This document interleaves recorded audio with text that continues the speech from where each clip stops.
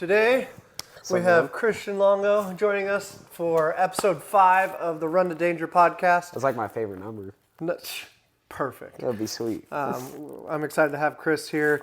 Chris has been training for Worlds recently, so I wanted to have him on to try to get an understanding of what he's been going through to train for Worlds. I also want to kind of touch on his MMA debut that he made last fall. As 100% well as sub rate. 100% sub rate. Yeah. As well as he's going to tell some stories from his classes. So why don't you just open up and let us know like how everything's been going for Worlds training? What have you been doing? What's a normal day-to-day schedule look like for you as you've been preparing for Worlds? So to like start out the world training, what I asked Tanner was a few months ago. Tanner was on number 1. Was he the first podcast?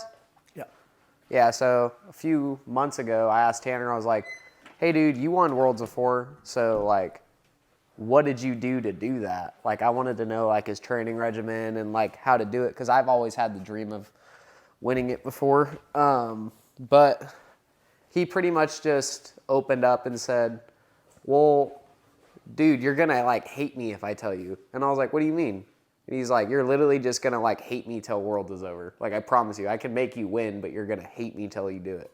And I was like, that's okay. I mean, like,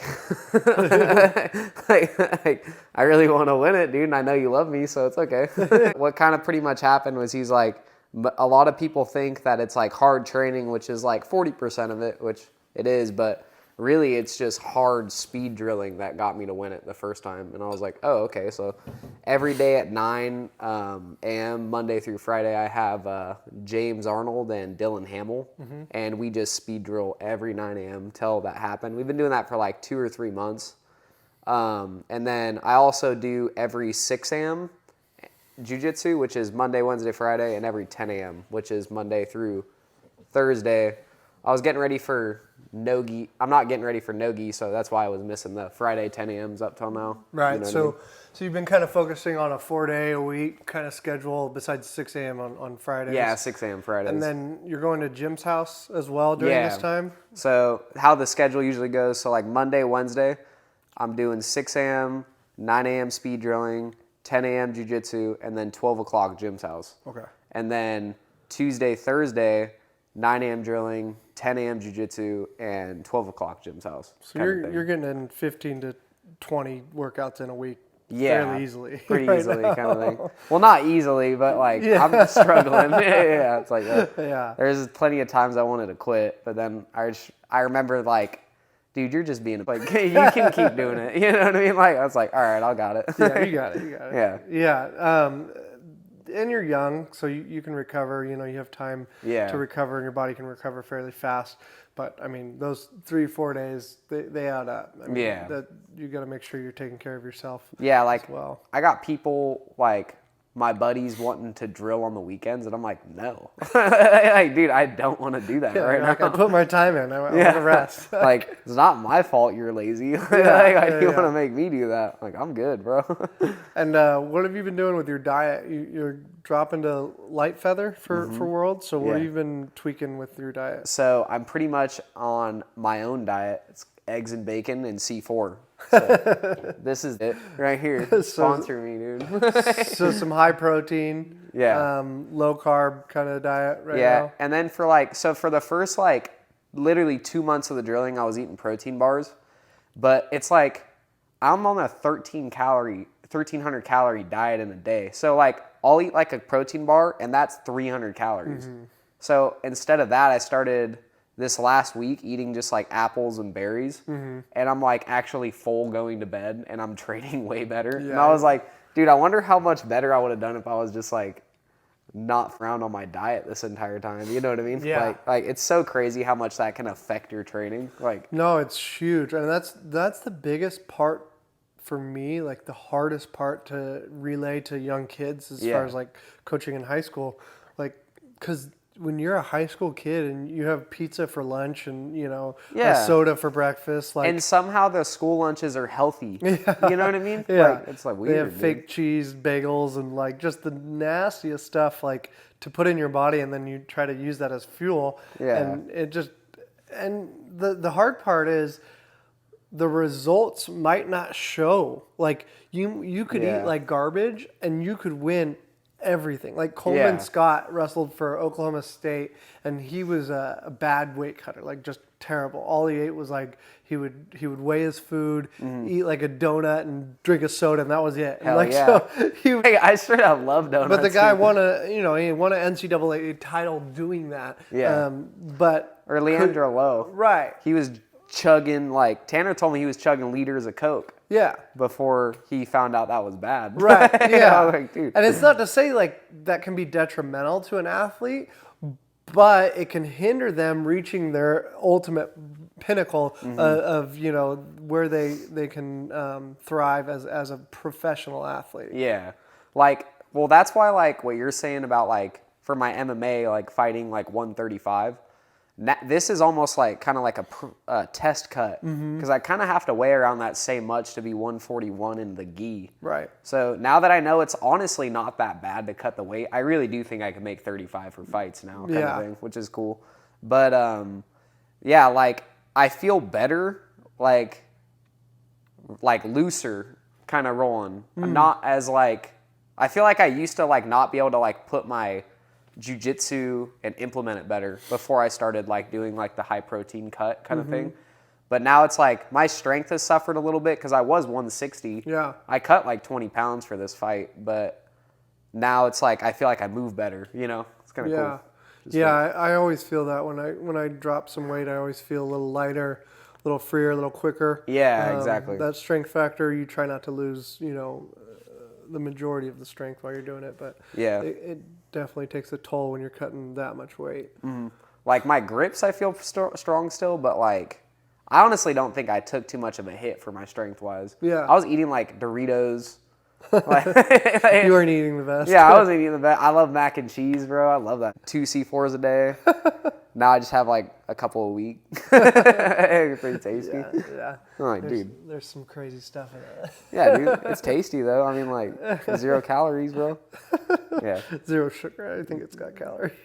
Well, dude, that's what's crazy too is they'll say it's 0 sugar, but like Nash will point out, he's like, All that's the another fake word sugars, for sugar. Yeah. That's another word for sugar. The sucralose and all the I'm like, all the dude. fake sugars. Yeah, that it's they put like- in. Yeah. No, you're better off scooping a handful of like cane sugar than Yeah. drinking one of those probably. Okay. Chug it, dude. Yeah, sugar's not the worst thing for us. Since I think. started eating those apples, like since it's like healthy sugar, I've been rolling way better. And I'm like, what the Yeah. dude, this feels like steroids. Yeah, I yeah. got so much more energy right now. This is cool. Yeah, for sure. I want to get on that Musa Messi diet though. Just pizza and Yeah. pasta once a day. That's dope. I can't make it past like 1. Like I can do the intermittent fasting. Yeah. But like 1 o'clock hits and like I start Hungry. getting shaky and headaches and stuff. And I can deal with hunger. Like I've gone days without eating for wrestling, Yeah. fairly often when I was training. Days? Oh, days. Yeah. No way. Oh, yeah. Like 2 So- days at a time you won't eat. So I did it terribly. Don't do this. I would just go days without eating in high school Yeah. to cut weight because I didn't want to. So my whole thing was I didn't want to overwork myself, right? I didn't want to be Yeah. lethargic and overworked by the time I hit my competition. Mm-hmm. So I'd rather starve myself and rest the day before Yeah. than try to cut weight, cut a bunch of weight that way. So I would almost like do it. It was the wrong way to do this, but I would just let myself just drop those pounds by not eating, and it eventually hurt me in the long run. Really? My body can take Just that, and I couldn't lost take a it lot of anymore. strength because of that. You lose so much strength when you're not, feeding your body necessary nutrients. So I would do that, but the worst one I ever did was I went to Virginia Beach for nationals. Yeah. And then we were coming back, and we were supposed to go to Vegas as soon as we got back home. So we flew home. And then that next morning, we woke up at like crack of dawn and took a 12-hour car Drive down from Rome? drive to Vegas. And I didn't have time to cut weight because of all the travel and stuff. And that was in college? No, this was my junior year in high school. Oh, sick. So I didn't have that time to even like work out, exercise, or anything. So I had to, at that point, I had to starve myself, and I starved myself for 3 days just because like 3 days you didn't eat. Yeah. So the flight there, I kid you not, I survived on coffee espresso. That was it for 3 days. It was not healthy. You were chugging pots then, dude. No, That's nuts. I mean, I would have a big espresso in the morning, each morning, and that would give me energy and like wake me up and help, the bowels move a little bit. But that was like it, because I couldn't run, I couldn't wrestle. Like, we were on a plane and then in a car for basically 2 of those full days. You probably got really good at knowing what good coffee tastes like, though, right? Oh yeah, I make some good coffee. You know it's good coffee when a grandpa is making it with a ladle. That's good coffee. When you gotta stir it. You gotta stir it in a bathtub. That's good coffee. Strain it. Yeah, bro. Strain out all the that crumbs. Shit. Yeah, when it's chewy, you know it's strong. Yeah, you know it's gonna do the trick when you're chewing on it a little bit. Oh, dude. Yeah, but that was the worst one. That was definitely the worst cut I ever. I mean, as far as starvation cut, that was the worst. Yeah, so what's the right way to do it then? Like, what, you weigh in? Because jiu-jitsu's like, you weigh in and then you fight. You know what I mean? Like, so jiu-jitsu, you don't really have a choice, right? I mean, jiu-jitsu, you kind of have to shrink yourself, right? You have to lose a little bit of muscle, unfortunately. Mm-hmm. You have to lose a little bit of size, make sure you're super, super, super lean, right? Where you've lost all the fat possible. And then, you got to shrink a little bit, maybe dehydrate a couple of pounds for jiu-jitsu. But really, you kind of got to be walking around being able to compete, skinny, right? And light before. You just got to be okay at that weight. You can't, like, cut water too much, you know what I mean? Yeah, like, you can't. I remember in wrestling the night before, dude, I'd be in, like, I wouldn't even be in a sauna. I'd be, like, stuffing towels under the bathroom door and doing jumping jacks with the hot water running. Yeah. And that was like the sauna. Yeah, try to get a sweat in. Yeah, dude. I was like, bro. And that's like always how I cut weight. But I'm kind of happy now because like I feel good rolling. The only difference is I'm like really just tired later in the day. Yeah. You know what I mean? Yeah, you start to wane. Like around kids class, dude, like this last week, bro, stop talking to me right now. Dude, the irritability, like you can ask my wife and my family, because like I was not fun to be around when I was cutting weight. Yeah, like dude. That definitely comes into play, because when you're so light on calories, dude, and you're tired, you've been burning at both ends, you've gotten 4 days in, and then you're trying to teach a class, you're just like, I don't have any patience. Like, I can't do this. Well, dude, ask my family about it, bro. They were suffering when I was cutting weight. Like, I make sure they know it. Like, dude, me and my dad got into a fat argument over how to cook scrambled eggs. Like, I was breaking eggs, and then he's telling me, hey, like, scramble, because he's like telling me to yolk it, like do this thing before I put it in. It, But I was like cracking them, putting it in and using the fork, and he's like, you're scraping it, and I freaked out. I was like, you don't tell me how to cook eggs. Like, left, I watched him leave to the gym. I came back, finished my eggs. I went and trained. It was funny. It was funny, dude. That's hilarious. Afterwards, I got to apologize like once a day. I'm like, hey, I'm sorry. I'm just tired. As soon as you get calories, you're like, hey, sorry for what I did when I was hungry. Me, dude. That was the hunger. That was the hunger and dehydration. That's when it gets real bad, is when you start getting that dehydrated and like you just start feeling dizzy. And, it's terrible. Weight cutting's the worst. It's a necessary evil, though. I mean, we don't want to fight guys that are cutting down from 190, so we have to cut a little bit of weight to cut to 40s or whatever it is. But I was even thinking too, like, I can honestly be a little heavier going into MMA because it's day before weigh-ins. Yeah. Because like that, like day before, people don't realize how much that helps. Like, that is so like refreshing to eat something. You know what I mean? Well, like, and then back when they were able to do the IVs, like it was like almost IVs? they would able to, they do a saline IV, like they give you in the hospital to rehydrate you. Dude. So that's what all these MMA fighters were doing for so long. Yeah. Up until like 5 years ago, they established that rule. But up until then, like these guys were just being able to suck 20 pounds of water weight the night before, put an IV in and be totally back to normal. I didn't know it was gnarly like that. That's pretty crazy. Yeah, it's crazy how much how they were able to recover so quickly, and now they can't. So it kind of hurts them in the long run, but in the short term, like I think it could be better because it will deter people from cutting those drastic amounts. Yeah, like keep people around more of their weight, like naturally. Right. Because if I was fighting naturally, I'd be a 55er, and I would get. We got to keep it clean for the kids. I'll try to. So speaking of the kids, how long have you been coaching the kids class? I started coaching kids class. It's 2023. I graduated 2019. So for 4 years now, I've been teaching it. I started my senior year coaching, and what happened was Matthew needed help. He needed almost like a co-coach in his class, and he was teaching the littles at the time. So he approached me about helping out, and he's like, "Yeah, dude, like we'll give you a monthly paycheck, and you get privates for free." But I think we agreed on me just getting my privates 100%, because most gyms will take like a percentage. Yeah, you know what I mean? Charge you rent or something. Yeah, exactly. So I was teaching with him for like a year or two.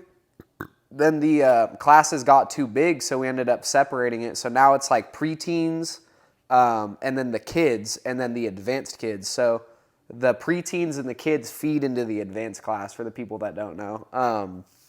So now I run just the kids by themselves. And what's weird is like, since I started teaching, my growth in jiu-jitsu got exponential. Like, since I started learning how to coach, it made me so much better at grappling because I started thinking through processes. You know what I mean? Like, even just like basic stuff. So like, I used to like, for example, like when I first started, I only knew advanced techniques. Like, that's all they were teaching me was like advanced stuff. I didn't know how to do a closed guard sweep. I knew how to do X guard, which is weird because that was like more of an advanced guard. So literally, when I was like a blue purple belt 3-4 years in, I started doing closed guard. That's crazy. Yeah, I know. like I literally was just playing X guard, foot on shoulder, shooting omoplatas as like seriously from like late white belt through blue belt to like purple belt. And then around like the start of purple belt, I was like learning like the basics, and the basics helped me advance so much. You know what I mean? And so that's funny that you mentioned that. I want to touch on that because do you think, because you're also our white belt coach as well. Yeah, the adult one. So do you think that it's better to learn those basic fundamentals as taught in most gyms, or do you think teaching those advanced techniques kind of help accelerate your growth as a jiu-jitsu athlete? I think because you're going to run into advanced techniques. Like, a lot of guys know how to break close guard. A lot of guys like don't really play. There's just so many more guards nowadays. You know what I mean? And like passing styles. I think it's just a healthy mix of both. Like, you should know some basic stuff like guard retention. That's basic. You should know how to retain guard. You should know how to stop yourself from getting past and having a good base. You know what I mean? But like a lot of these really old school basic techniques, I don't think there's really a need for them anymore. You know what I mean? Like the advanced techniques is where it's at because everybody plays them. Right. You need to know how to stop that kind of stuff. Right. Like, I'll roll with one of my white belts and they have no idea what's going on. You know what I mean? Yeah, for sure. That's why I'm trying to like educate them on the guards kind of thing. It's like, I think my job really, because I'm just teaching white belts, is to like show something and see. It could even be 1 out of the 30 white belts I teach. If he catches on to that guard, then I've succeeded in showing him that. Maybe he'll grow off that guard and become really good at it. Yeah. Throughout the belts. Right. Because I'm just getting them ready to move into the advanced class where they're going to get up for another like 3 years. Yeah, you know what I mean? Like, they're literally going to be good in my class, and then they're just going to get dogged in the next one, you know? So it's like, my job is just to show them stuff to like prevent that. Right, yeah. You know? Yeah, I mean, like close guard, for instance. Like, close guard can be very effective, right? You have a lot of attacks from it. But, like you said, especially in the gi, I feel, like, the percentage of people who even play close guard anymore is so minimal that you'd be preparing to pass a guard that you'll never even see in the competition scene if you're preparing to pass close guard. Whereas, you know, we're, like you said, we're learning different kinds of higher level techniques thrown at us every day, which allows us to see those things in the practice room. And then in the competition room, we've already dealt with those so many times that it's like, oh, this is like easy kind right, of thing. exactly. It's just like knee slicing through a close guard. Like, Yeah, exactly. It's the same thing, you know. But like in no-gi, close guard could be effective because it's really hard. There's no grips to stop someone from sweeping you if you stand up. It's all dependent. Like, I don't play close guard. My legs are too short. People just kill my close guard. Right. There's no point in me learning really a lot of close guard sweeps. But guys like Bryce, if I'm even in Bryce's close guard, I know I'm getting swept or submitted. Yeah. Like, I can't even get into his close guard. You know what I mean? Yeah, for like, sure. Or like Tanner. Like, if Tanner gets close guard, he just rolls over. It's like this. Yeah, it's like, this is Just stupid. pinches and rolls. Yeah, it's like, okay, that's cool. Like, now I'm mounted. Like, bro, like, what the heck? But yeah, I'd say probably a little bit, like 60, 70% advanced, 30% basics kind of thing, you know? Yeah. But basics are still like, you should know basics kind of thing. Like, oh. And what do you enjoy teaching more? Do you enjoy teaching like some like inverting, some weird stuff, or do you like just kind of the fundamentals? I enjoy teaching advanced guards, but I know most people won't pick up on them off the start because it's a white belt class. What I get pumped about is when I show something and everyone in the class is like, dude, that's sick. That's like my favorite thing. Yeah. I'm like, oh, okay, cool. I showed something tight. Yeah, or it just clicks. And Yeah, everyone's it's just like, oh, everybody's yeah, let's hitting this. go. Yeah. Like, it was weird. Like, everybody didn't know how to do takedowns. They knew a couple takedowns, but they didn't know how to deal with the grips. So I showed like a week of grip breaks, and everybody's hitting throws all of a sudden. And they're like, these are sick. And I'm like, dude, that's so cool. That's cool. Like, I'm pumped about it, you know? Yeah, it's like nothing's more gratifying than seeing your student hit the move that you taught. Yeah, exactly. Nothing. Like almost, I literally can't think of anything more gratifying than that. It's like such a good feeling. And on top of that, like, I love even just seeing them attempt it. Like, most people, I'll show a move and they won't even try it because they're just too afraid. And that's another reason for my class is like, everybody's a spaz because they're all white belts. You know what I mean?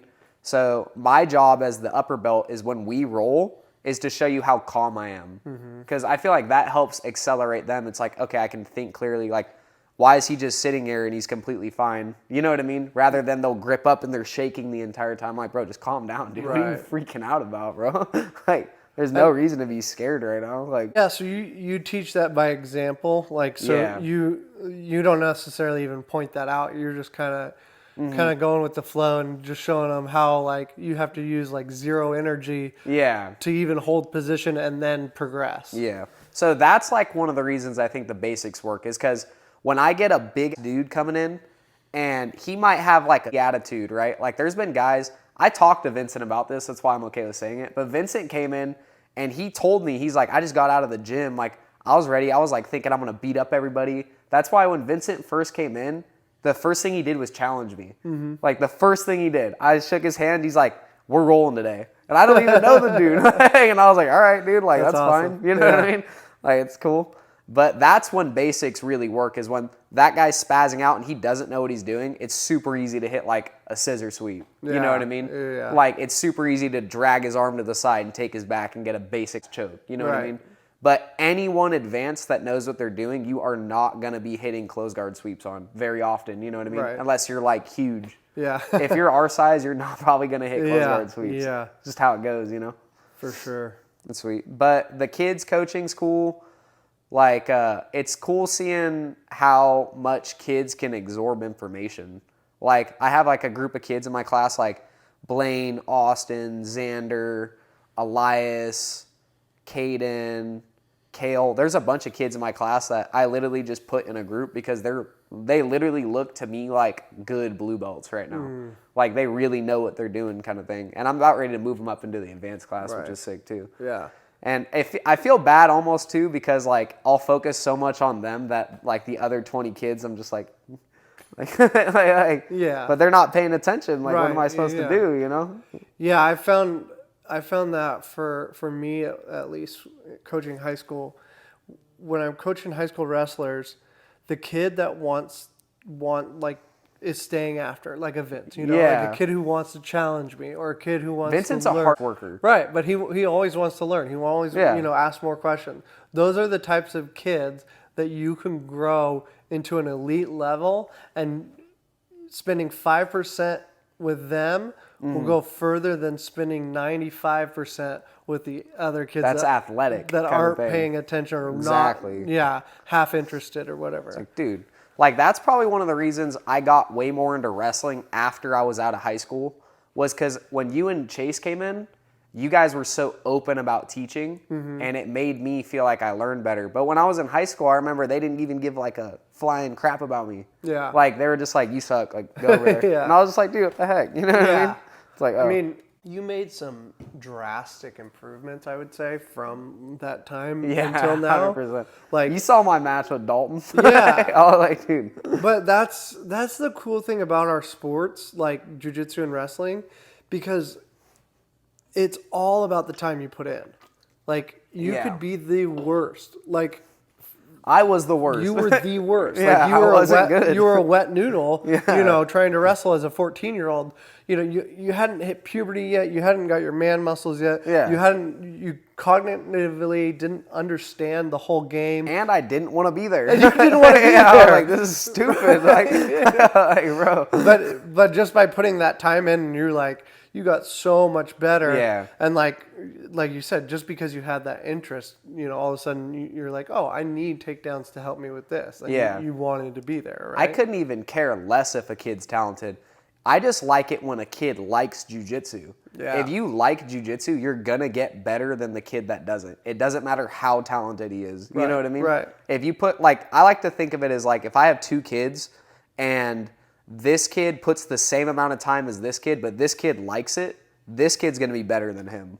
I always think that because it's just like you have a love for it. It's like you're going to excel, Right. It's pretty cool to think about. No, it is. I mean, that's the coolest part about it is what you put in comes out of it. Yeah. What you want from this sport, all you have to do is put in the time, and you will get it.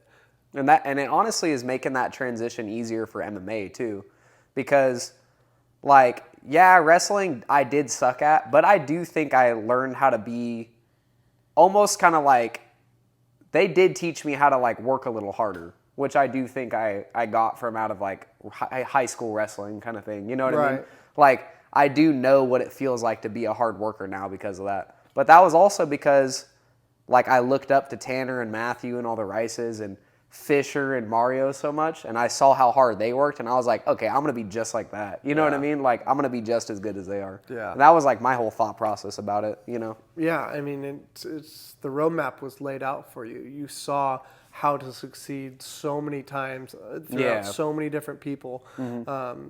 So when did you start at Rice Bros?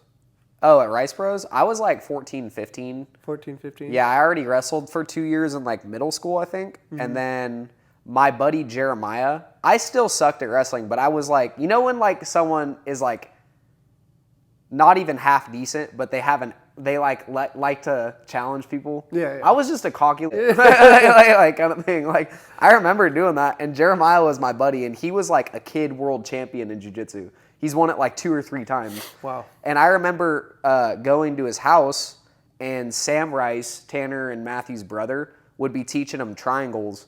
And I'd be like, he'd be like throwing me in triangles, and it hurt hella bad. So one day I challenged him. I was like, my wrestling's gonna beat your jiu-jitsu, and he beat the out of me, dude. like beat my ass, dude. Like, it was bad. Yeah. So that honestly was the start, because I was best friends with him, and then I ended up doing jiu-jitsu because I saw how well it worked. But also, like, that wasn't a good representation because I wasn't good at wrestling. Yeah. You know what I mean? Yeah. Kind of thing. Like, But still, I just saw good jiu-jitsu, and I was like, yeah. I'm gonna do that. Yeah, I mean, Jeremiah, like you said, he won world championships. Like, Yeah. he'd won some high-level tournaments, and, he progressed very fast at a young age. Like, he was very good at a young age and gave people problems at all kinds of levels. Tanner will even say he'll always say this, Jeremiah was the most talented kid he's ever trained. Most talented kind of thing. But I mean, like, life happens, you know what I mean? Yeah. He just ends up not. I mean, that's another thing is like, a kid might like jiu-jitsu at the time, but if the parents, and I'm not saying this happened with Jeremiah, but some parents will force kids into it and the kid will end up hating it. Yeah. Like I got kids in there that are good right now, but I know are going to quit. Right. Like in my head, like if I look at like the progression, just because of the parent freaking out on him all the time, I can tell he's going to hate it. Right. You know? And you have to love doing it. Like you said, like we've all had times where we don't love what we're doing. Yeah. Like you talked about after you took a loss in the gi, like you were just done. Like you were just like I don't want to do this right now. Like I'm just so done with that. And those lulls are so hard to get through as athletes. Like because you have to find that passion again. Because if you don't, like you will quit. Like you won't enjoy doing what you're doing, and you'll go by the wayside. So what do you do to like motivate yourself through those lulls? Honestly, I look up a lot of Bible verses that have to do with like God likes you to work hard kind of thing. Like working hard pays off kind of stuff. Yeah. Because like if I were to say there was a switch in me that made me want to be better, it's when you and Chase came along and Chase started his men's group. Because once I started learning about like God and stuff like that, it made me like, I don't know really what happened. I just started like getting in the mindset of like, if he's with me, no one can stand against me. Yeah. You know what I mean? Yeah. And that really turned it on for me, I think, which was the main reason I ended up asking Tanner. I was like, dude, I want to win worlds. Like, how do I win worlds? Right. You know what I mean? Like, please show me. Right. Which is like, hopefully I'm going to do it this time. Yeah. like it'll be cool. Yeah, no, you have a great opportunity. Do you know any big names in your bracket? Yeah, there's this kid Damien, and then there's another kid, Maurice, I fought before. Okay. Yeah, I know Maurice. Yeah, Maurice. I ended up losing to him by 2 points, but he was like won double gold at nationals for his weight division. He's a stud. Yeah. Yeah, Maurice is very good. It's kind of a good feeling because the only dudes I seem to lose to have won worlds or something big. Yeah. I've never lost to a scrub in the last like 2 years. Yeah. You know what I mean? So Yeah. to me, at my point right now, it feels like I'm like the worst of the best. Yeah. Kind of feeling. Uh-huh. So I'm hoping to change that right now. That's why it's good when like Mario comes up to roll. Like I know he'd wreck everybody in my division. Right. I know Mario would beat him. So if I even like do good up against him, I'm like, I'm gonna win. Like he could wreck me, and if I land one thing, I'm like, I'm winning my worlds. Yeah. Yeah. Like I know I am. Yeah, no. It's pretty cool. That's so important to test yourself against the best guys. Yeah. Like that is the number one thing I can say, and that's what this is all about. Run to danger. That's what it's about. Like you have to test yourself against the best. Yeah. If you don't, if you fear that at all, you're gonna lose. If you want to fight scrubs, go to a Naga. Yeah, you know what I mean? Like, go to some like that. Like, get off the world stage. That's not a bad thing to get, some practice reps in, to get lower level competition in. That's super important, I think. As many reps as you can get in, wherever you can get it in, get reps. But I think if you can challenge yourself with great practice partners, especially, like, dude, and that's what I think we have at Rice Bros. Like, we have such high level jiu-jitsu. Like, it's pretty dope. If you think about it. Like, and it's comical almost. Like for like Cole getting ready for his fight this weekend, he's just like, he's gonna starch this dude, bro. I'm so pumped. He's just so excited because it's just like, what can you do to me? He's a 6'5", lanky dude, and he's mean on his feet. He's dude. so like, good on his feet. So it's just like, what can you do? Are you really wanting to do jujitsu with me? Yeah, like, do bro. you know what jujitsu is? Like, like it's you sick. don't understand. Like, these guys are getting such high level reps in that you have such great confidence because you have that confidence because it's been proven. Yeah. Mario's. What did he win last year? What did all three Pan brothers? Ams. He won. All three brothers won. They won Pan Ams. Ams. And that's like the number 2 tournament in the world. Exactly. Like, and not only won, they dominated Pan Ams. Right. Like they just and walked through it. A product of our room, and it's so cool. Like I love such high level jiu-jitsu. I love it when like you, Cole, Chase, Nick, Fisher, Mario, like Tanner, Matthew, when we're all in the room together, and it's just like I don't see a bad person to roll with. Cole, I mean too. You know what I mean? Like no one here sucks. We're all really good. Like it's pretty cool to watch. You know what I mean?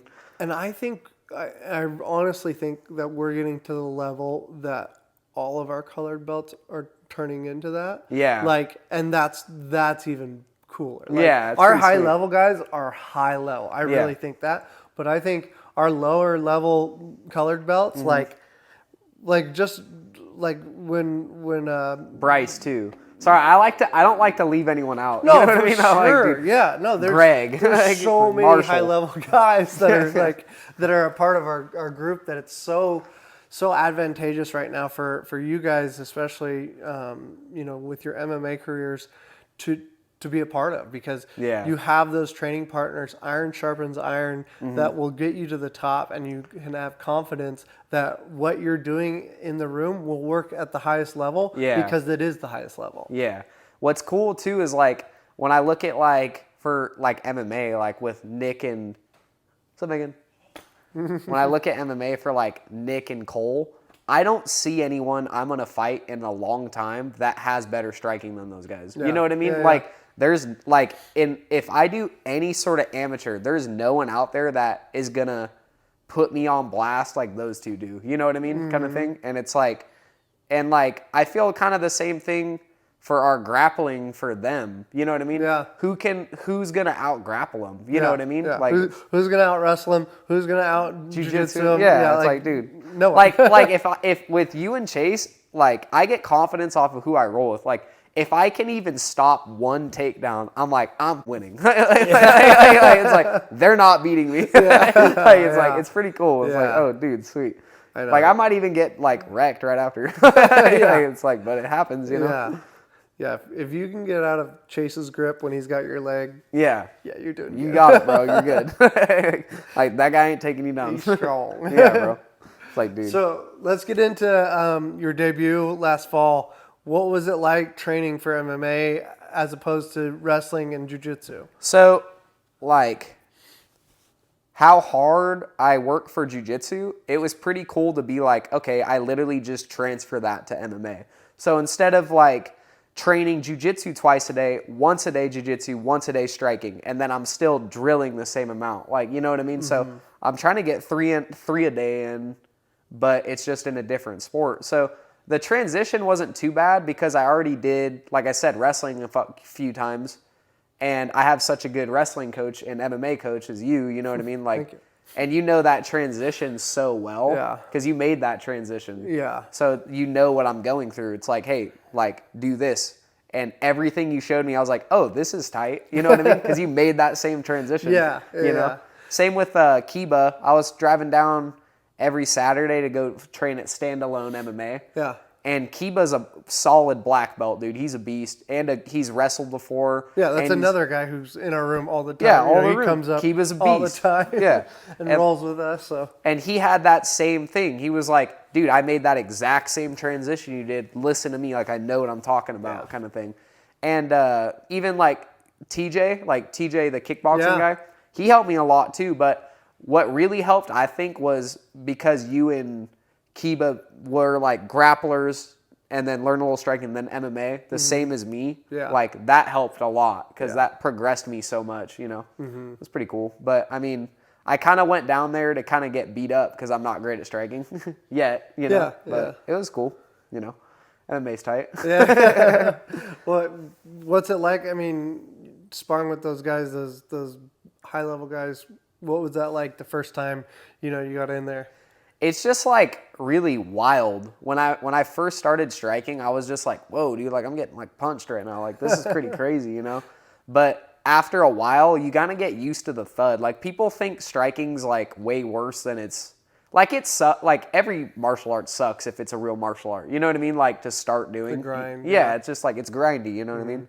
So I just kind of understood that. Like this is just gonna suck. Like I know it's gonna suck, so it made things better if I knew it was gonna suck. You know? Right. So I went down there, and like Kiba showed me a lot of good stuff for my striking, and then it was cool because right after I could go straight into grappling, and the people that would wreck me in striking, I would wreck in grappling. Nice, so it's pretty cool to think about. As long as I get a takedown, I'm good. Yeah, I'm chilling right now. You know, it's pretty sweet. Yeah. The nerves for that last fight were pretty crazy, just because like once that cage door locked, it really set in when he kicked me in the leg. Once I got kicked in the leg, I was like, well, I'm actually like fighting somebody right now. This isn't the training room. Like, that hella hurt. This is kill or be killed. Yeah, I was like, dude, okay. So that's when I was like, I better just get a takedown. Dude, I remember in my head vividly when I got the takedown, I was thinking about an ankle lock because I had his leg, but then I remember you saying, get your hits in. And I was like, all right. And I just started till I got the win, you know? Yeah, so that cool. was a Munoz technique. Mark Munoz showed me that, where you hook that ankle, and that allows you to control the distance between your punches and their face, basically, and they can't get away. So you're able to just rain down as you have their one leg trapped. Yeah. And you executed it perfect in the fight. That was sweet, dude. It was awesome. Yeah, but like all those like wall takedowns reminded me of jiu-jitsu. A little less of wrestling because there's no barrier. Yeah. Jiu-jitsu, the cage reminds me a lot of grappling because there's something up against somebody to work off of. And that made a lot more sense. So I think for this next fight I'm going to do, I'm going to be working a lot of wall and cage work. That's like my goal, I think. Yeah. Try to get punches off my feet off of it. Yeah. And then try to get a drive to the wall or something, you know. Be a Randy Coulter Yeah, style fighter. exactly, dude. Because I didn't, it's cool too because like a lot of jiu-jitsu, it gets really hard because you have to pass the guard. I don't need to pass in MMA. I literally can just hit the guy. Yeah. And he'll let me pass his guard, I've noticed a lot of times. Because they're like, oh shit, I'm getting hit. I'm balling up. And then I'm like, I'm passing, I'm taking the back. Like, it's not easier per se, but like, it has easier moments, you know? Yeah. Like, for that example. Like Cole, if I'll play a lot of guards on Cole, but I know not to even get on my back in MMA with that dude. Like, he'll just hold me there. Oh, yeah. Drop his elbows, you know? I'm like, dude, I want to get out of this position. And he's so long. Like, if you don't make distance, you're not getting up. Yeah, exactly. It's like, dude, this sucks, bro. Yeah. Pretty sweet. But, yeah, I'm just excited. That fight will be cool, too. I'm hoping to get on that same A1 card as Cole after. Yeah. Because they're doing amateurs now and stuff. Cool. Yeah. I don't really know. I kind of want to do an amateur 2 fight again and then go straight into my pro kind of thing. Yeah. Be sweet. Yeah, I think you're maybe one or if there's an opportunity to go pro, I think you're gonna take it. Yeah. Yeah. So that'd be cool. So winding down the last bit of weight, what are you at right now? I'm 144. Okay. So I got to be 141. Okay. Kind of thing. So about 3 pounds in a week. Okay. Yeah, I'll be fine on that kind of thing. And what did you fight at? For the MMA fight? 145. 145? And Yeah. how was that weight cut? That was way worse. Really? Yeah, way worse. Because I actually listened to people on the weight cut this time. The first fight, I was trying to kind of go on my own thing, and I ended up 10 pounds away going to Sun Oaks and sauning 10 pounds off. And what was funny was the dude I'm sitting next to sauning is the guy I'm going to fight the next day. Don't you hate that? I was like, what the? Like, this is like a movie. Sorry for cussing so much, dude. I'll edit you out. Like, it's so bad about that. But I literally was like looking like, I was like, out of a corner of my eye, I was like, is that him? And then I get on Instagram, I'm like, dude, that's him. Like, I was like, oh, okay. I better hop in the hot tub. So I just left. I was like, oh, that was funny, dude. Yeah, I've been there, done that many times before. Yeah, it's like, what the heck? Wrestling tournaments, you're sitting in the hot tub or the sauna face to face with the guy. You're like, nah, cool. Yeah, how you doing, man? I have to kill you tomorrow. Yeah, dude. Yeah, I'm excited for the new gym, though, because, like, I think it'll be a good way for me to start getting more income to compete. Like, how many people, I already can tell, I have a feeling it's going to freaking grow. Like, as soon as we open, we're going to get like 100 people coming through the door. Like, I really do have a good feeling about it, and I'm pretty excited for it, too. Because me doing MMA, it also, for me, is an opportunity to show, like, the kids I teach.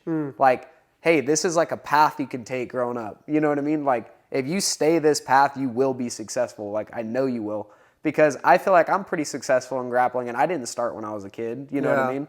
But, like, it's just kind of cool to see, like, I'm excited to watch everybody grow from this point on, you know? Yeah. Cool. Yeah, you becoming the roadmap.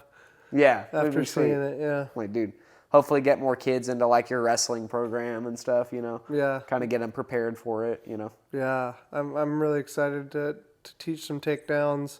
In the new gym, I'm going to be doing a Monday night like takedown class. So That's sick. we'll get a bunch of jiu-jitsu kids and wrestler kids together, and Dude, I'll freaking do it. yeah, It sounds fun. I want all ages, so Yeah. it's gonna be cool. That's we'll sick. have tons of room, so we can do it. I don't think we have an all ages class yet either.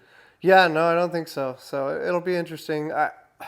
People always tend to stay away from all ages kinds of classes because the levels are so different. Yeah. But I really believe, like you said, you can learn high level techniques at any age. Yeah. Like, and you shouldn't be held back because of your age. Like, Yeah. you should be able to learn the highest level of techniques and any technique, because that's how you get to be the best. Yeah. Like, you have to learn all the techniques. You shouldn't have an wherewithal about every technique, but you should be specialized in, a few Yeah. kind of thing. Yeah. And that's how, what I think's cool too, is like, when I look around the room too, you guys are all good at your own unique stuff. You know what I mean? Like, that's pretgi sweet. It's very true. We all have different games. It's fun because we are so different in the way we play. Gi, no gi, MMA. Like, all of us are very, very different. I like to think like your style develops around your like personality kind of thing. Yeah. Like, if you're like an aggressive person, you're going to have an aggressive style. You know what I mean? Like that. If you're a pretty laid, calm person, you're going to have a calm style. Or like, you're very counter-offensive and you're very like a laid-back dude, like in hanging out and stuff like that. You know what I mean? Like, Yeah. it's pretty cool to think about. Yeah, it's funny because in my wrestling, I was very aggressive, and I'm finding now with my age, I'm having to slow down in my wrestling as well, and learning how to do it that way. It's been a challenge. Really? But I've proven to myself that I have, good enough technique to to get away with it. But it's No, you have solid freaking technique. Yeah, dude. it's just different. It's just because that's how we Our were. rounds are like, you put me in like 10-foot locks. And it's me just escaping the whole time. I'm like, dude, like, get away. Yeah. I'm like, bro, it's pretty cool. Yeah, but with our wrestling, like, Dad and my dad, Jerry Valentin, always coached us on an aggressive run to danger mindset, and that was, Dad's the root of the brand, because he was the one who taught us how to run to danger and brought us to like Ohio Ironman, which is the toughest wrestling tournament in the nation. Like, Ohio Ironman is? Yeah. Dude, that's cool. We were kids going to the slaughter basically on Yeah, the you're first like, time around, but let's do this. I went back and ended up placing the second time, and so that was a huge reason I think I got recruited and got a scholarship and all that. But that run to danger mindset is so huge, and Dad really pushed that on us. But he also tried to push like that Iowa like grind, like just break guys. Is that their style in Iowa? Yeah, kind they of thing? just beat you up with hand fighting and just bend you, break you, and gas you like Dude, the that first sounds 2 tiring, minutes. dude. It is, and so, and that's kind of what I was alluding to, where like my wrestling has slowed down from that, because that was always the way I wrestled, was just that Iowa Aggressive, just pop, mean, just aggressive, going forward. But that can gas you out as well. And as I get older, I'm having to like slow down a little bit more, Yeah. because it's harder to just go. You kind of have to pick your spots. Well, like with jiu-jitsu too, it's not really as fast-paced as wrestling. Yeah. You know what I mean? Yeah, like there's parking positions for sure. 100%. Like, I can like literally just hold sleeves if I'm like strong enough with a dude. You know what I mean? Yeah. Like it's like I literally don't. There's times when I'm training and I won't sweat, because it's like, just if you have a good guard, like you literally sit in your guard. You know what I mean? Like, it's just how it goes, kind of thing. So that's why it's important to get the rounds in with like you guys who are super fast paced from wrestling, and you guys are just trying to beat me up the whole time. It's pretty cool. Yeah. And Like that's- Fisher's like a bullet. That guy's like, man. he still is like, to this day, has the fastest bolo I've ever felt. Like, he's like it's like lightning. The fastest bolo and the fastest back take. Yeah. I think. I mean, I think Mario's bolo is More one controlling. of the fastest, but yeah. He has a controlling bolo. Yeah, How I see it. You know what I mean? But his back take I watched him do it the other day, and I go, what's your percentage on that? Either sweep or back take, one or the other he gets, and I'm like, you're probably a 90%. Yeah, sweep dude. when It's you like, get bro. that, because he does that kick pendulum back take that he Are you does. talking about Fisher or Mario? Yeah, Fisher. Fisher, yeah, dude. Fisher's a Yeah. beast, dude. Yeah. Like Fisher's fought so many good people that like you wouldn't think about. There's a ton of people that have like. There's that kid Maz that trains like once a year, and he's fought Tannen Dahlpre like 3 times, like when they were kids, and now Tanen's like a monster world champion. Like it's pretty crazy, dude. Yeah. Or like I think Fisher's fought Mika Galvao like Really? twice. You know what I mean? And Mika Galvao's a beast too. I didn't know that. Yeah, Mario's fought the Rutulo brothers since they were kids. You know. So it's cool to see. It's like, dude, like, and Mario fought Cody. He's Cody Morrell from Gilroy, who was a state champ in Bend. He was my wrestler, and he placed at state for me. And Mario beat him as a kid. Like, it's so crazy, like how interconnected things are. That's pretty cool. Yeah, like the world is really small, like with like interchangeably grappling kind of thing. Like, it's cool to see it too. Like, it seems like jiu-jitsu guys and nogi are getting a lot better at like takedowns. Like, they have more wrestlers coming in and showing like proper takedown forms and stuff like that. You know what I mean? No, I've been seeing it, and we're actually having Chase Pammy out to our wrestling camp this summer. Oh, sick. But he's at an MMA camp as well, and I forget who he had. It was one of the alpha male guys. I think it was Cody Garbrandt. Yeah. Cody Garbrandt was out training with him in Vegas for his last camp and was doing a lot of wrestling stuff At that Couture gym, Randy Couture? I don't think it's Randy. It might be, but he's at he has a wrestling club that's like, I forget. I'm gonna botch it. Something Gold or something. A Vegas club it's legit. He's been doing a great job, and I really want to pick his brain when he comes out. I want to have him on the podcast and That's sick. and talk to him about it, and because he's got a retention level that's like ridiculous for like a wrestling club. Just gnarly kind of thing. Yeah, and the kids are just coming back and wanting more, and like he's got a shirt program, sort of like how we have our belts. In jiu-jitsu.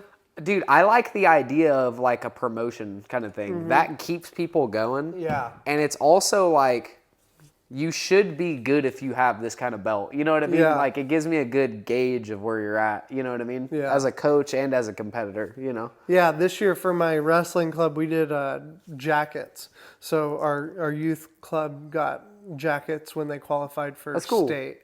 So it was a state qualifier jacket. What's that Muay Thai thing? I've seen Muay Thai guys have like a band color around their arm. I don't know. Is that like I a promotion should, thing too? but I don't know. No, I don't think so. I think it's just like a traditional sort of tie. I'm not sure what the purpose of it or if it has one. Have you ever trained out of a country?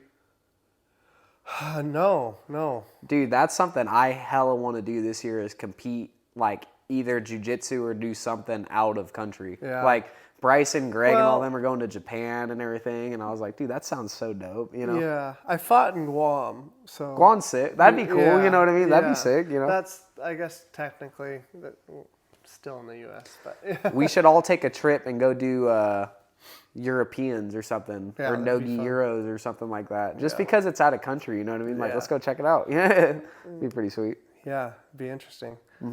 Hopefully we don't have to get any shots for that. Bryce didn't have to. Really? Yeah, so I was like, okay, sweet. That's good. Yeah. Yeah, like, there's another guy, like, Bryce won Nogi Europeans. Like, Europeans, like, the 3rd biggest tournament in the world, and he won it. You know what I mean? Like, that stuff's so sick. Like, yeah, that's huge. Yeah, and he had a good showing at the ADCC Open a couple weeks ago. That's so crazy how much that took over for Nogi. Like, ADCC is literally like the main governing body in like the last like 3-4 years. Yeah, it blew up. Yeah, like out of nowhere, dude. Yeah, I saw a chart it was like a Google chart of like searches for jiu-jitsu, and like from like 2000, I forget the timeline, but like just like pandemic wise, 2020, 2019, it was like boom. Yeah. And it was just like a shot in the moon. That's sick, dude. Yeah. That's so cool. Yeah. So there's a lot of interest in jiu-jitsu these days. Yeah. People like it. It's fun. That mainly probably is just because of MMA though, huh? No, I think jiu-jitsu, I think ADCC, I think blew up. I think Flo's done a great job. I think Gordon Ryan did a great job. Say what you will about the guy, but I think he did a great job marketing. He's good for the sport. Yeah, for sure. I wish they would take Gi over too, because that'd be nice. You know what I mean? Because I like IBJJF, but like the money is with ADCCs making money, all those stuff. The Copa Podios, you know what I mean? Like Spider. Yeah. Like that's another one of my big dreams. I want is like one day get an invite black belt tournament. You know what I mean? Like that'd be so dope. Yeah.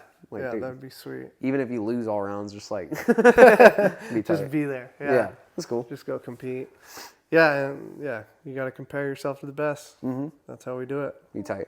Yeah. I didn't know that was the meaning of that logo, Run to Danger. Yeah. Kind of thing. I was wondering. So your dad made it? Yeah. So he had a conversation, and I'm gonna have him on to tell the whole story. But He'd be cool. You should have him and Rod on. yeah. No, I would love to get Rod on. Rod's definitely on. Like the a list. dual combo kind of thing. Yeah. Like, yeah. dude. Well, I want to get all three of them and Tim Cliver. Dude, That'd be Tim's fun. cool too, Yeah. bro. He's a get beast. all three of those guys on would be fun. Yeah. That'd be the best. I gotta get some more mics. Yeah, you'll be good. Yeah. You got to come on Randomnicity now. Yeah, right. For sure. Yeah, shout out Randomnicity. Gotta Randomnicity check it podcast. out. 18 and older. Yeah, 18 and up, dude. Don't check it out if you're under. Yeah, that'd be cool. Anyway, so I asked you to prepare some stories for me.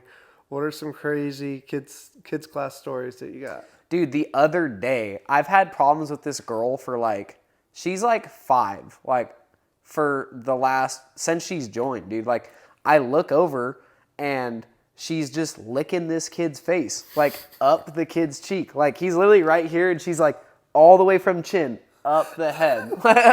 like does that like 5 times. And I don't know why. Like, I just kind of like watched it. And I was like, the third time I was like, wait, don't do that. I started freaking out. I'm like, dude.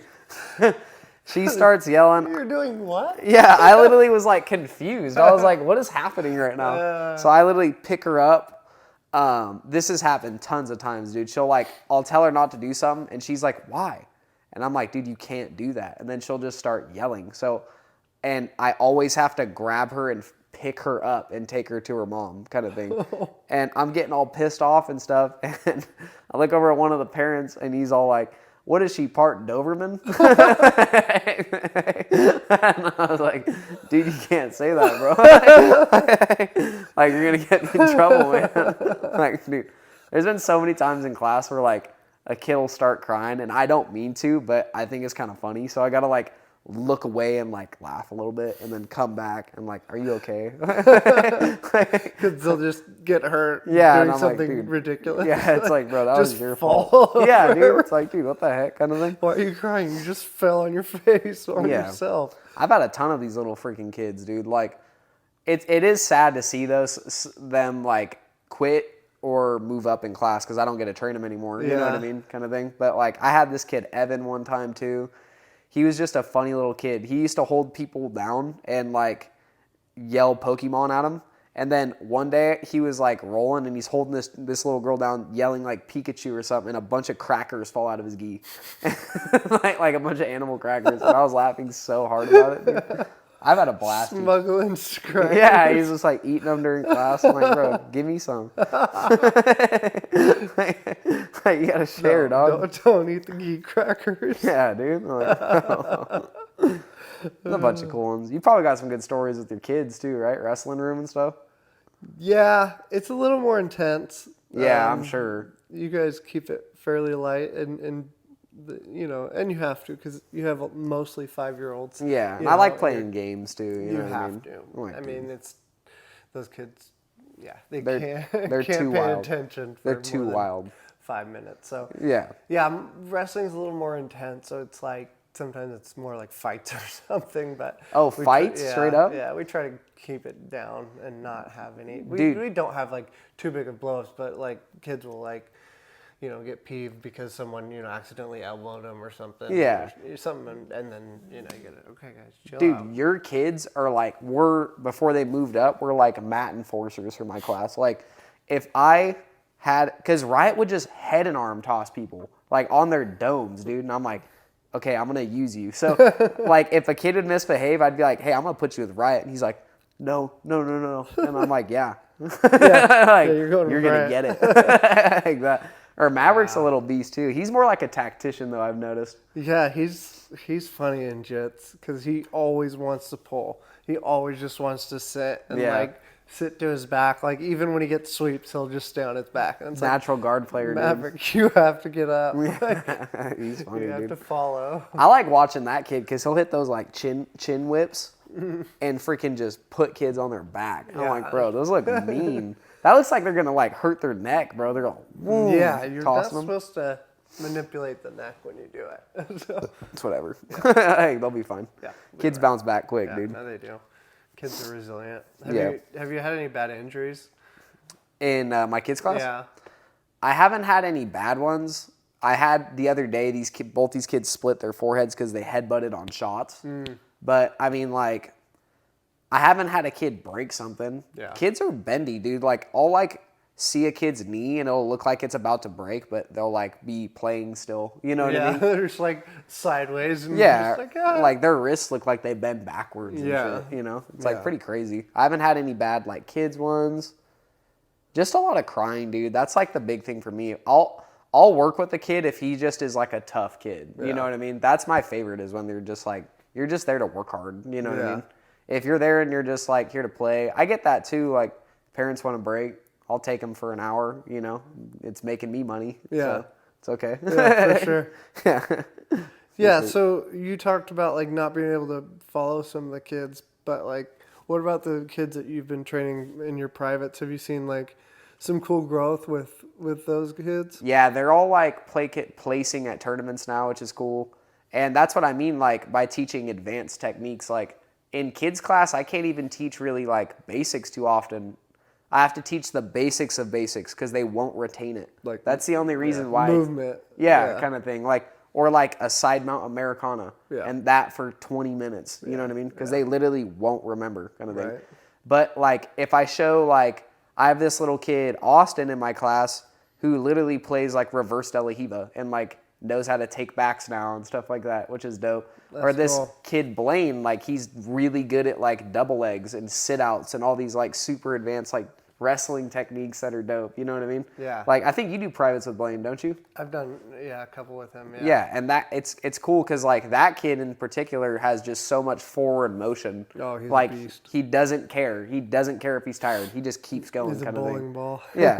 And then I got Xander, who literally his guard retention's so good, he puts his hands on the mat and his feet just like he's so flexible. His feet just move around, kind of thing. Yeah. like it's pretty sweet to watch, dude. Like I have like a whole group of them.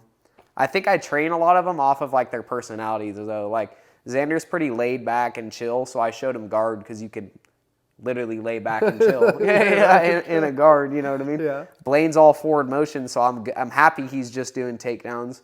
And Austin just absorbs information, so he's like kind of like the mix of both, which is cool. You know? Yeah. But they're about ready to move up into the advanced class, which is sad because I got to say goodbye. But I know they'll get better, kind of thing, which is cool. Yeah. Will you follow them with privates or will they progress? I think I'm still going to do privates with a few of them. Xander's moving, but a lot of them, I'll be doing privates with. But, like, it opens me up more to train the ones that need it, too, you know? Yeah, Like, in the class time. yeah, it's almost like that batch is done. Take them kind of thing. Yeah. Like, I had Calvin and Blake and all these little savages in the advanced class for my class for a long time. And then they moved up in there. And now it's just, here's another batch, you know? Right. Like, let's keep them coming because that's only going to make the gym better, you know?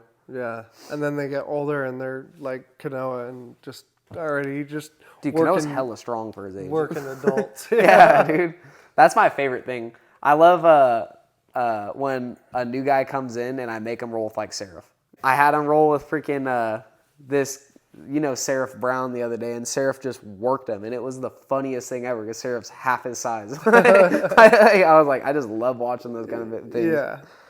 Yeah, he's a savage. Or like all the Brown boys are putting killers. a big guy with, like they think Marcos is going to be an easy round, like, and Oh. Marcos is a monster. Like it's like have fun with that kid, dude. That's the least easy round. Yeah, it's like, in the gym. dude, in a minute it's going to be literally like top 4 like all the big guys like Bryce, Marcos, Tanner, Matthew. Like, I can't wait for that day when Marcos gets his like black belt, and it's just gonna be like, dude, you're so good. Like, he's gonna be huge and hella good at jiu-jitsu. It's gonna be tight. Dude, yeah, that kid, he's gonna make waves. I want him to wrestle. He would be good at wrestling, huh? I took him to one tournament and he killed it. Really? Yeah. Oh, he did a wrestling tournament? Yeah, it was like a funky one. It was at Uriah Faber's gym. And it was just like this open tournament, and we went down and he mopped up. Like, that's sick. Just killed everybody. Did he get to talk to Uriah?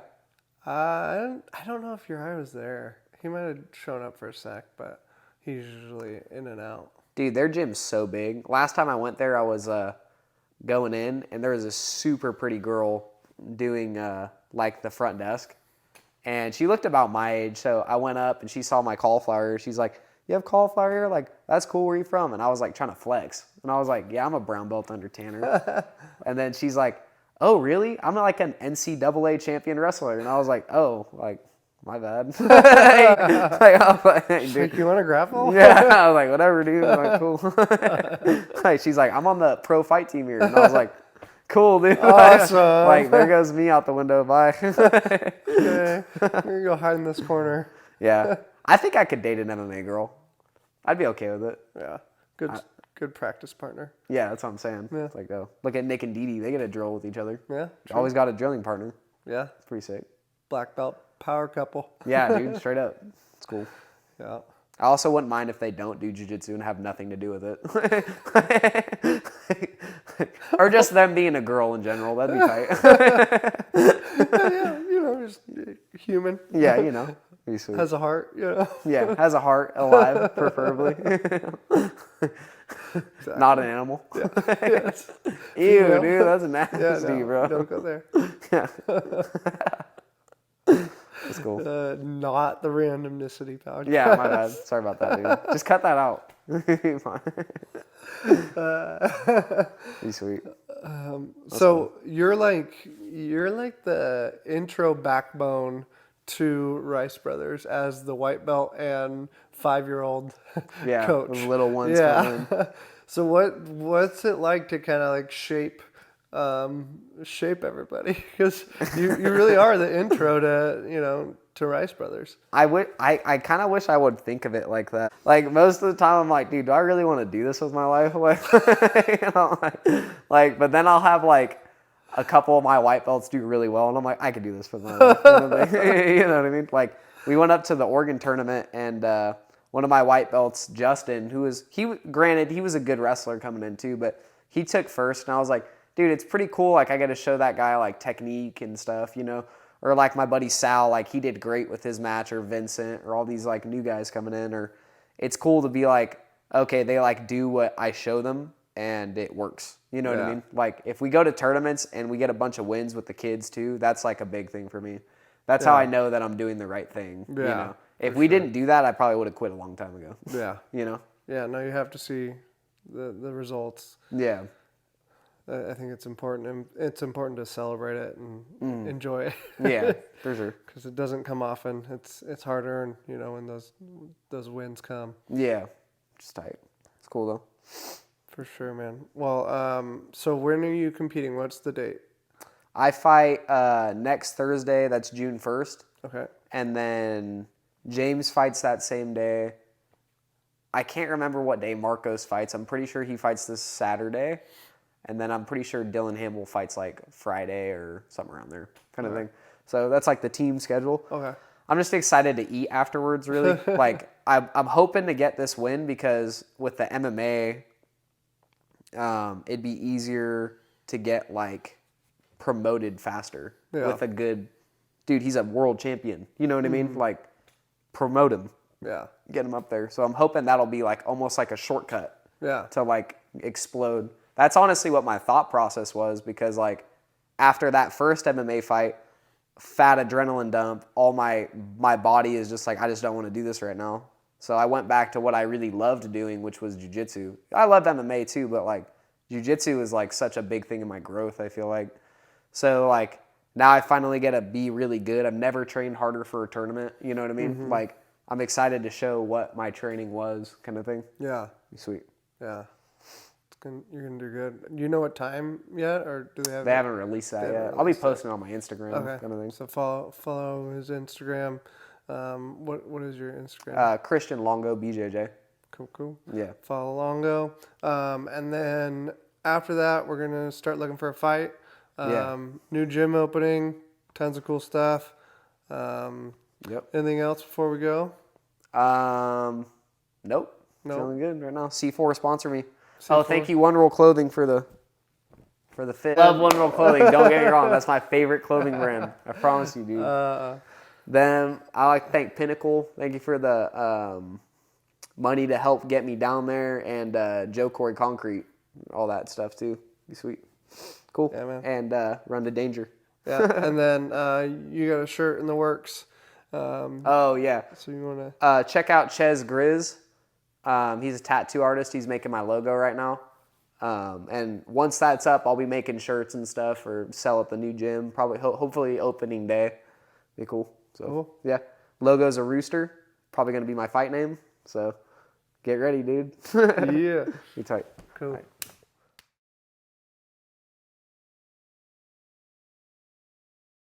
I mean, you could do a whole podcast on Eddie.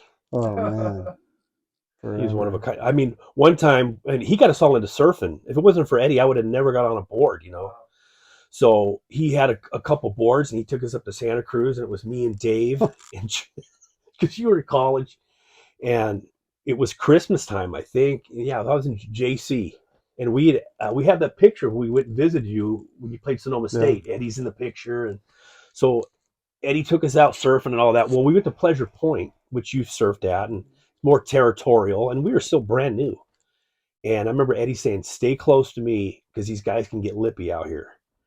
And we're like, okay, So anyway, we got separated and so forth. Waves came in, and your Uncle Dave, he's a bull in a china shop sometimes, and he'd get on these waves and just plow through a crowd, and he'd get into a squat, and he made one of these surfer guys kind of mad, and the guy would say, called him a kook or something like that. And Eddie had that neoprene, Mario's had that neoprene hat on, and his beard sticking out. He looked like, O'Neill. Yeah.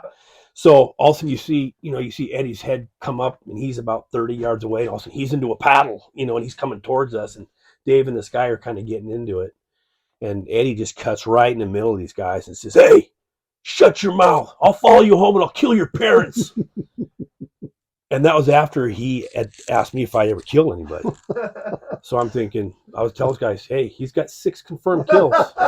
He'd always say, "Tell him, let's take it to the beach. Take it to the beach." Take it to the beach." That was the patented line. Yeah.